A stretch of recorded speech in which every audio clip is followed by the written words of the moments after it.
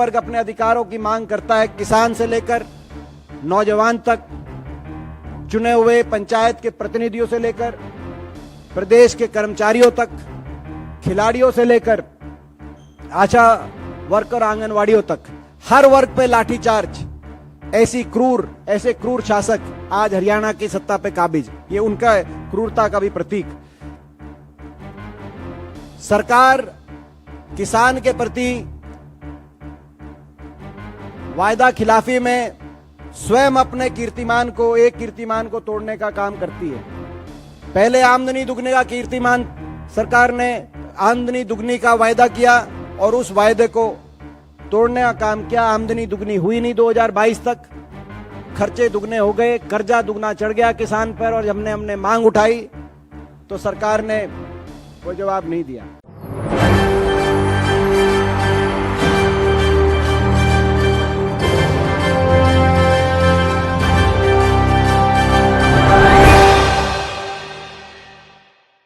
नमस्कार, मैं नाज़मीन खान और आप देख रहे हैं SPN 9 न्यूज। विपक्ष पर हमला, किसानों पर हमला, महिला पहलवान खिलाड़ियों पर हमला, क्या इसलिए रह गई है भारतीय जनता पार्टी? क्या देश में लोकतंत्र को बचाने की जो बात यहाँ पर भारतीय जनता पार्टी करती हुई नजर आ रही, क्या वाकई ऐसे लोकतंत्र बचता है? जिस तरीके से महिला पहलवान खिलाड़ियों को घसीटा पीटा जाता है और यहाँ जबरदस्ती हिरासत में लिया जाता है, उसके बाद देखा जाता है कि महिला पहलवान खिलाड़ी जिस तरीके से इंसाफ की गुहार लगाती हुई नजर आती हैं, उन्हें ही गलत ठहराया जाता है। विपक्षी पार्टी जो सच्चाइयों को दिखाती है उनके खिलाफ ही कार्यवाही बिठा दी जाती है। अब ऐसे में जो किसान यहाँ पर महिला पहलवान खिलाड़ियों का समर्थन करते हुए नजर आ रहे हैं, उन्हीं किसानों पर अत्याचार करती हुई मोदी सरकार दिखाई दे रही है। तो क्या देश में इस सरकार को बने रहना चाहिए? क्या प्रधानमंत्री के पद पर नरेंद्र मोदी को रहना चाहिए? ऐसे में क्या जिस तरीके से राजतंत्र चलता हुआ नजर आ रहा है, क्या देश का माहौल नहीं बिगड़ रहा है? इसी वजह से एक ही मांग बार बार देखी जा रही है, वो ये है कि प्रधानमंत्री नरेंद्र मोदी अपने पद से इस्तीफा देते हुए नजर आए। ये इस्तीफा होगा देश के उन लोगों के जरिए जो यहाँ पर प्रधानमंत्री के द्वारा अत्याचार सहते हुए नजर आ रहे हैं। अब अत्याचार की बात आती है तो किसानों का जिक्र अपने आप आ जाता है, क्योंकि लंबा संघर्ष किसानों ने बखूबी किया। किसानों की चर्चा की जाए तो गाजीपुर बॉर्डर, टीकरी बॉर्डर पर किसानों ने MSP की गारंटी को लेकर तमाम आंदोलन किए, कई उन्होंने चीजें झेली, यहाँ हिरासत में भी लिए गए, जान भी गई, लाठीचार्ज भी किए गए, राकेश टिकैत के आंसू भी दिखाई दिए, तमाम चीजें की गई, लेकिन उसके बावजूद भी सरकार टस से मस होती हुई नजर नहीं आई। लेकिन आखिरकार सरकार को झुकना पड़ा और यहाँ पर जो 3 काले कानून थे उन्हें वापस लेना पड़ा। MSP पे गारंटी की बात की गई, लेकिन जो गारंटी की बात की जा रही थी तो क्या वो सिर्फ इसलिए थी कि ये आंदोलन खत्म कर दें? क्योंकि उसके बाद भी अभी भी यहाँ पर किसान बिलखते हुए नजर आ रहे हैं। किसानों पर फिर से लाठीचार्ज किया जाता है, किसानों को हिरासत में लिया जाता है, कुछ किसानों को बकायदा छोड़ दिया गया, लेकिन अभी भी कुछ किसान ऐसे हैं जो हिरासत में मौजूद हैं। तो ऐसे में क्या कहा जाए कि मोदी सरकार सिर्फ इसलिए है? क्योंकि ऐसे में आपको ये बता दें कि सूरजमुखी के बीजों को लेकर MSP की खरीद में ये बात सामने आई थी और किसानों ने साफ तौर पर कहा था कि MSP के तहत यहाँ पर मूल्यांकन तय होना चाहिए, लेकिन सरकार इनकी सुनती हुई नजर नहीं आती। ये सारा मामला हरियाणा में देखा जाता है और जिस तरीके से देखा जाता है उसी सरकार पर उंगली उठाई जाती है और पूरे देश में जो किसानों का हाल है उसको देखते हुए प्रधानमंत्री नरेंद्र मोदी पर उंगली उठाई जाती है। अब ऐसे में किसानों पर अत्याचार, महिला पहलवान खिलाड़ियों पर अत्याचार, ऐसे में देखा जाए तो प्रधानमंत्री नरेंद्र मोदी अपने पद के लायक नहीं है। अपने पद के लायक होते तो यहाँ पर किसानों को फिर से सड़क पर नहीं आना पड़ता और रोते बिलखते हुए यहाँ लाठीचार्ज नहीं सहना पड़ता, क्योंकि अपनी ही बातों को लेकर, अपनी ही मांगों को लेकर और अपने ही हक को लेकर जब ऐसे देखा जाए कि सरकार उन्हें एक कीड़े मकोड़े की तरह समझे, तो ऐसे में देश में लोकतंत्र की व्यवस्था चरमराती हुई नजर आ रही। क्या कुछ किसानों को लेकर कांग्रेस की तरफ से और किसानों का समर्थन करते हुए प्रधानमंत्री नरेंद्र मोदी पर सीधा हमला बोला जा रहा है और वहां हरियाणा सरकार पर हमला बोला जा रहा है? देखिए इस रिपोर्ट में। कुरुक्षेत्र शाहबाद में कल भाजपा ने एक बार फिर अपना किसान विरोधी चेहरा दिखाया है। कल जिस बर्बरता के साथ किसान पर लाठीचार्ज हुआ, सरकार ने लाठीचार्ज के आदेश किए, बहुत से किसान जख्मी हैं, सीरियस हैं, 10 किसान एडमिट है अस्पताल में। बहुत से किसानों को हिरासत में लेकर अभी भी लिया हुआ है सरकार द्वारा। उससे कहीं ना कहीं ब्रिटिश साम्राज्य की क्रूरता भी याद आ गई है।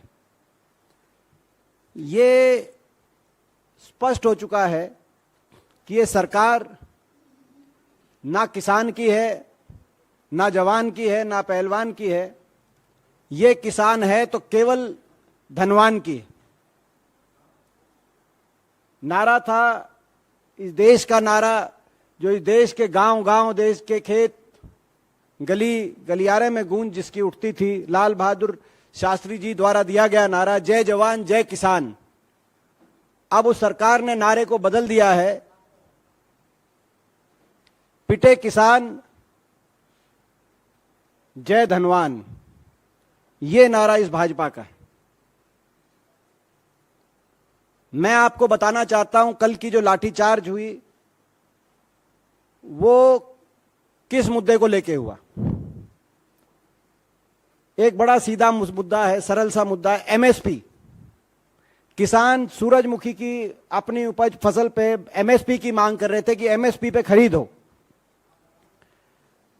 आपको ये पता है कि जो एमएसपी है मैक्सिमम रिटेल प्राइस नहीं है, ये मिनिमम सपोर्ट प्राइस है।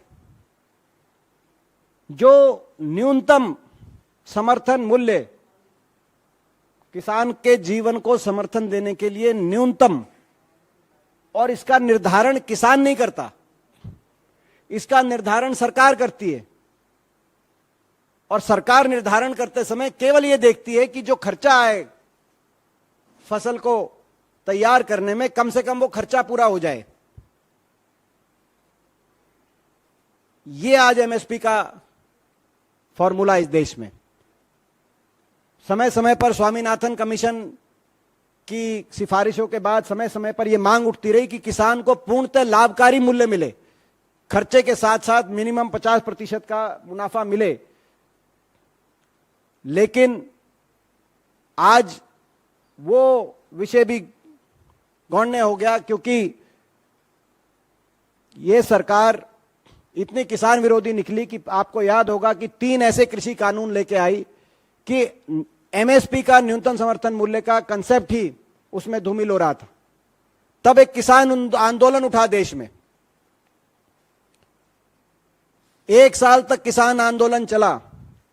750 किसानों ने अपनी जान कुर्बान कर दी उस आंदोलन में। जो धरने दिल्ली के आसपास हर बॉर्डर पे जो धरने आपने देखे, वहां से 750 शव उन धरनों से वापस अपने गांव में पहुंचे। 750 घरों के चूल्हे बंद हो गए, चिराग बुझ गए।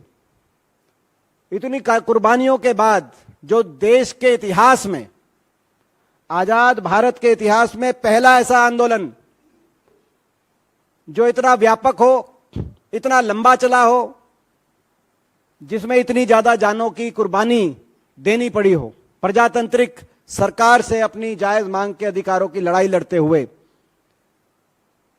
उसके बाद प्रधानमंत्री जी स्वयं आए देश के सामने और कहा कि आंदोलन वापस लो किसानों से, और इन आंदोलन की वापसी में जो सरकार ने आश्वासन दिया, वो 2 आश्वासन दिए। एक, 3 कानूनों को वापस लिया जाएगा, और दूसरा एमएसपी, न्यूनतम समर्थन मूल्य को कानूनी गारंटी देने के लिए कमेटी बनेगी। आज उस बात को भी 1.5 साल से ज्यादा हो गए। वो कमेटी, सरकार ने एक ऐसी कमेटी बनाई जिसके टर्म्स ऑफ रेफरेंस में न्यूनतम समर्थन मूल्य की लीगल गारंटी का कोई जिक्र नहीं था। उस कमेटी में जो सरकार के खास आदमी हैं, केवल उनको जगह मिली। ऐसे लोगों को जगह मिली जो या तो ब्यूरोक्रेट थे या खेती से जिनका लेना देना नहीं था। ऐसे लोग उस कमेटी में बिठाए गए जिनको गन्ने और सरकंडे में फर्क नहीं समझ में आए। और किसान यूनियंस ने उस कमेटी का शुरू से ही कहा कि कमेटी हमारे लिए मान्य नहीं होगी। 1.5 साल से उस कमेटी का क्या हुआ, उसकी बैठक हुई, न्यूनतम समर्थन मूल्य का क्या हुआ, कुछ अता पता नहीं। कल जो ये लाठीचार्ज हुआ है, ये प्रतीक है 2-3 सरकार की, 2-3 विश्वासघात की। पहला प्रतीक है, ये किसान आंदोलन से सरकार के विश्वासघात का प्रतीक है, क्योंकि किसान कल शाहबाद में सूरजमुखी पे केवल अपना न्यूनतम समर्थन मूल्य मांग रहे थे। यह प्रतीक है सरकार के, भाजपा के किसान विरोधी चेहरे का प्रतीक, और यह प्रतीक है हरियाणा सरकार के लठतंत्र का प्रतीक, क्योंकि हरियाणा में एक ऐसी सरकार है जिसमें पिछले कुछ वर्षों में कोई ऐसा वर्ग नहीं है जिस वर्ग को इस सरकार ने लाठी की भाषा में जवाब ना दिया हो। कोई ऐसा वर्ग नहीं जिस पे लाठीचार्ज ना हुआ हो। हरियाणा के अंदर ऐसी एक सरकार, हर वर्ग को अपमानित करने का काम हरियाणा की सरकार कर रही है, और कोई वर्ग अपने अधिकारों की मांग करता है, किसान से लेकर नौजवान तक, चुने हुए पंचायत के प्रतिनिधियों से लेकर प्रदेश के कर्मचारियों तक, खिलाड़ियों से लेकर आशा वर्कर, आंगनवाड़ियों तक, हर वर्ग पे लाठीचार्ज। ऐसे क्रूर शासक आज हरियाणा की सत्ता पे काबिज, ये उनका क्रूरता का भी प्रतीक।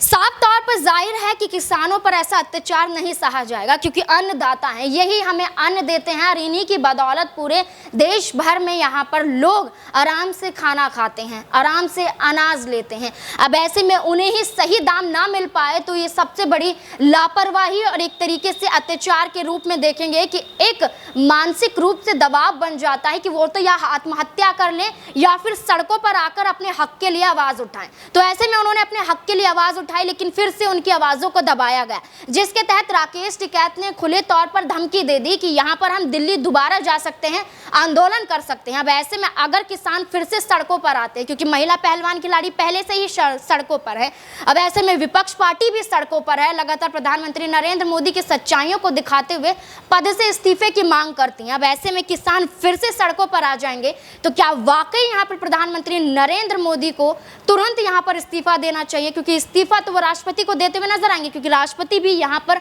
उनसे नाराज कहीं ना कहीं उद्घाटन को लेकर दिखाई दे रही थी। तमाम मुद्दे प्रधानमंत्री नरेंद्र मोदी के खिलाफ नजर आ रहे हैं। अब ऐसे में आपको क्या लगता है कि क्या वाकई प्रधानमंत्री नरेंद्र मोदी को राष्ट्रपति द्रौपदी मुर्मू को अपना इस्तीफा सौंप देना चाहिए और अपने पद से हटते हुए उसकी गरिमा को बनाए रखना चाहिए? क्या है आपकी राय? कमेंट बॉक्स में जरूर बताएं। धन्यवाद।